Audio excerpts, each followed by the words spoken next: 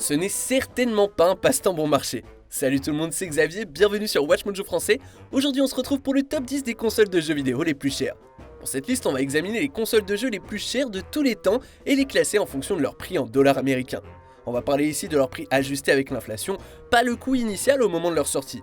Nous n'incluons pas non plus la console Alcyon, qui vaut 2500 $, car elle n'a jamais été officiellement mise sur le marché. Welcome to Halcyon. Do you want to play Sayers Quest? Yes. Numéro 10, Magnavox Odyssey 2, vidéo pack, 180 $, ajusté 640 $. I'm up to my eyeballs in a mine shaft with Odyssey 2's new video game. Make axe beat. We compete. Escape up the ladder. Smash the boulders. Now, grab the elusive key to... La Magnavox 2 porte de nombreux noms. En Europe, c'était la Philips Video Pack G7000. Très accrocheur, hein, pas vrai? Au Brésil, c'était la Philips Odyssey et au Japon, c'était tout simplement l'Odyssey 2. Commercialisée en 1978 en Europe et en 1979 en Amérique du Nord, cette console était un concurrent direct de l'Atari 2600 et de l'Intellivision.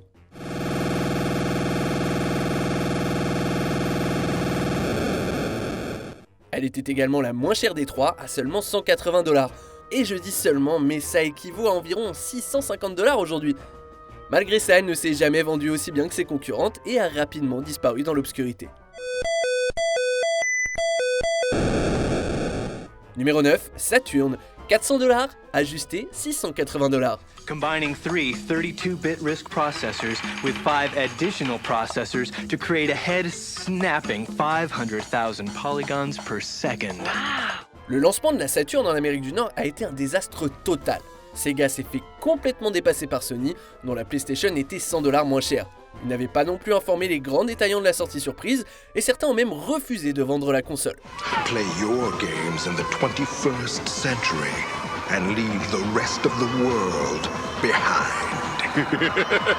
Et cette sortie prématurée de la Saturn, ça signifie qu'elle n'avait que 6 jeux disponibles initialement. Pire encore, le jeu vedette, Virtua Fighter, n'a jamais été très populaire en Amérique du Nord, donc personne ne s'en est vraiment soucié. Tout ça a conduit à un lancement historiquement désastreux, et la Saturn a été écrasée par la PlayStation 4 mois plus tard. Real painful. Sega. Saturn. Numéro 8, Atari 5200, 270 $, ajusté 720 $. It lets you freeze the action. Hello, Judy. The new 5200 Super System. Alors si on veut parler de véritable désastre, parlons de l'Atari 5200. Lors de sa sortie en 1982, l'Atari 5200 coûtait 270 $, ce qui équivaut à peu près à 720 $ aujourd'hui. Alors c'était certainement pas du jamais vu, car la plupart des consoles de jeux vidéo de l'époque étaient ridiculement chères, y compris son célèbre prédécesseur. Mais personne n'a voulu payer pour une console qui était moche, n'avait pas de bons jeux et n'était même pas rétro-compatible avec la 2600. Le contrôleur analogique était terrible et elle ne pouvait pas rivaliser avec la bibliothèque de la ColecoVision. Bref, les gens se sont contentés de continuer à jouer avec leur Atari 2600 à la place. For 2,600 games? Nearly 300 2,600 games. Super! System, now with a $30 rebate and Pac-Man from Atari. Numéro 7, Fairchild Channel F, 170 $, ajusté 770 $. Play tic-tac-toe, shooting gallery, or just doodle. Switch video cards and play Desert Fox. Switch again, it's blackjack. Or play the 2 built-in games, Pro Hockey or Tennis Champ. Qu'est-ce que c'est que la Fairchild Channel F? Eh bien c'est un petit chapitre de l'histoire des jeux vidéo. Il s'agit en fait de la toute première console à cartouche ROM et elle est sortie en Amérique du Nord en novembre 1976. The Fairchild Video Entertainment System, just $169.95. Malgré son statut historique, la Fairchild a été rapidement éclipsée par l'Atari 2600 lors de sa sortie en septembre 1977. En 1976, la Channel F, qui signifie Channel Fun, chaîne de plaisir et d'amusement, était vendue au prix de 170 $, soit environ 770 $ après ajustement pour l'inflation. C'était en aucun cas un mauvais prix, compte tenu de la nouveauté de la technologie à l'époque. Cela dit, c'était quand même beaucoup d'argent. The home entertainment system that never gets old.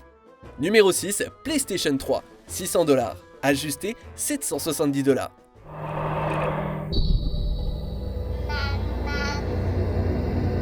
Le désastre de la PS3 prouve l'importance d'un prix attractif. Sony a dominé la scène tout au long de la 6ème génération, la PS2 ayant connu un succès sans précédent. Mais tout ça s'est abruptement terminé lors de l'Expo E3 en 2006. And the 60GB PlayStation 3 for $599 US, $659 Canadian. Ce fut un moment historiquement gênant pour Sony. Toutes les facettes de la conférence ont été tournées en mème et ridiculisées. Le pire a peut-être été le dévoilement du prix, qui a été accueilli par un silence pesant et inconfortable de la part du public, visiblement déçu. Bien sûr, on pouvait acheter le modèle 26Go pour $500, mais le modèle 60Go à $600 était le seul à offrir des capacités Wi-Fi et un port HDMI. La réputation de Sony s'est effondrée et la PS3 a connu un lancement catastrophique. For a cumulative of 6 million units by the end of our fiscal year on March 31st, 2007. Numéro 5, Atari 2600, $200, ajusté $850. It's the video system with classics galore, from Space Invaders to Cars That Roar. A real hip joystick controls the screen. L'Atari 2600 est sans doute la console de jeux vidéo la plus emblématique de l'histoire, et pourtant cette bête coûtait l'équivalent de $850 en 1977. Cela dit, la 2600 n'a pas connu un succès immédiat, et ce n'est qu'en 1980 qu'elle a vraiment pris son envol. The new Atari cartridge game is in. Excuse me. Uh-oh. George again. C'est à cette époque qu'Atari a obtenu la licence de Space Invaders, qui est devenue l'application vedette de la console. Le jeu a instantanément doublé les ventes et Pac-Man a aidé encore plus quand il est sorti en 1982. Le succès de la console peut également être attribué à une réduction significative de son prix, puisqu'elle ne coûtait que $125 en 1982, environ $335 aujourd'hui. En tout, l'Atari 2600 s'est vendu à environ 30 millions d'exemplaires, ce qui est une belle réussite. It's the new video computer game everyone's talking about, and naturally, it's from Atari. Have you played Atari today? Numéro 4, Intellivision, $300, ajusté $940. Intellivision PGA Golf. From tee to green, the gameplay is incredibly realistic. Principal concurrent de l'Atari 2600, l'Intellivision de Mattel a été commercialisé en 1980, 3 ans après la sortie de la 2600 qui avait baissé lentement son prix. L'Intellivision a été lancée pour un prix incroyable de $300, environ $940 dans l'argent d'aujourd'hui. Cela dit, elle avait la puissance et l'innovation nécessaires pour la soutenir. Here, compare for yourself. Intellivision Space Games from Mattel Electronics. Elle était dotée d'un microprocesseur de 16 bits, de jeux vidéo téléchargeables, de la possibilité de jouer des voix et de la première manette à offrir des touches directionnelles pour le pouce, entre autres innovations. Quoi qu'il en soit, elle n'a jamais dépassé les ventes de l'Atari 2600. Then I compared Atari Football with Intellivision. Again, Intellivision played more like the real game.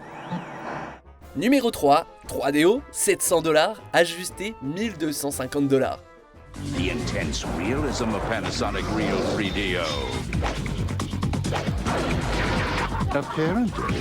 La 3DO, une création de Trip Hawkins, le fondateur de EA, est sortie en Amérique du Nord en octobre 1993. Elle était présentée comme la console de jeu la plus avant-gardiste et la plus innovante de son époque. Et bien qu'elle ait été nommée produit de l'année 93 par le Time, son lancement n'a pas été facile. Presenting 3DO. The most advanced home gaming system in the universe. Les développeurs ont eu des difficultés avec la technologie, la console a été lancée avec un seul jeu, et Panasonic, qui a été la première société à produire la technologie 3DO, n'a pas réussi à expédier suffisamment d'unités aux détaillants. Tout ça, combiné à son prix exorbitant de $700, a suffi à décourager les consommateurs qui n'ont acheté que 2 millions d'unités en tout. Definitely. Cool. The real 3DO system from Panasonic. Numéro 2, Neo Geo, $650, ajusté $1290. Here I am, peoples, just hanging out at the factory where they make these Neo Geo multi-video systems. Now, what these things are is that you can play 4 different games on this machine. But that's not all. I got another surprise for you. La Neo Geo est une console intéressante. Elle a d'abord été conçue comme une machine d'arcade à base de cartouches appelée Multi-Video System. Cependant, une version console de salon a également été produite. Elle s'appelait Advanced Entertainment System et avait les mêmes caractéristiques que la machine d'arcade. Très puissante et très chère. You wanted more power. Arcade-like 4-dimensional graphics and 15-channel stereo sound. En raison de son coût exorbitant, elle n'était disponible qu'en location. La forte demande a changé la situation avec le temps, et lorsqu'elle a finalement été lancée sous le nom de Gold System en Amérique du Nord, elle coûtait la somme astronomique de $650, soit 1300 petits dollars d'aujourd'hui quand même. Et les jeux coûtaient plus de $400 en argent d'aujourd'hui. You pull your memory card out of the memory card slot. And now the next time I play a Neo Geo game, I continue from where I left off. On arrive presque à la fin. Nous publions de nouvelles vidéos chaque jour, alors avant de continuer, abonnez-vous et activez la petite cloche et les notifications sur téléphone pour ne rien rater. Numéro 1, CDI, $1000, ajusté $1900. This may look like an ordinary compact disc, but actually, it's an interactive encyclopedia. A stimulating match with a tennis pro. Bon, le CDI n'est pas spécifiquement une console de jeux vidéo. Le CDI fait plutôt référence au format de stockage des données. Il constitue une alternative moins coûteuse aux ordinateurs domestiques et fournit un contenu multimédia interactif comme la navigation sur le web, l'accès au courrier électronique, des encyclopédies interactives et toutes les fonctionnalités d'un lecteur de CD. What is... It's the new way to watch movies. You kids like movies. How about movies on CDI? L'appareil a fini par être connu pour ses terribles jeux vidéo qui venaient sur des disques CDI interactifs. Le premier modèle destiné à l'achat à domicile a été le CDI 910-205 qui coûtait plus de $1000 au lancement, l'équivalent de près de $2000 d'aujourd'hui. Ça montre à quel point la technologie est devenue bien moins chère au cours des 30 dernières années. Hey, wanna fight the forces of evil in Korodai? Check it out, it's easy. Est-ce que vous avez appris quelque chose sur l'histoire des consoles de jeux vidéo? Dites-le nous dans les commentaires et checkez cette autre super vidéo de WatchMojo français.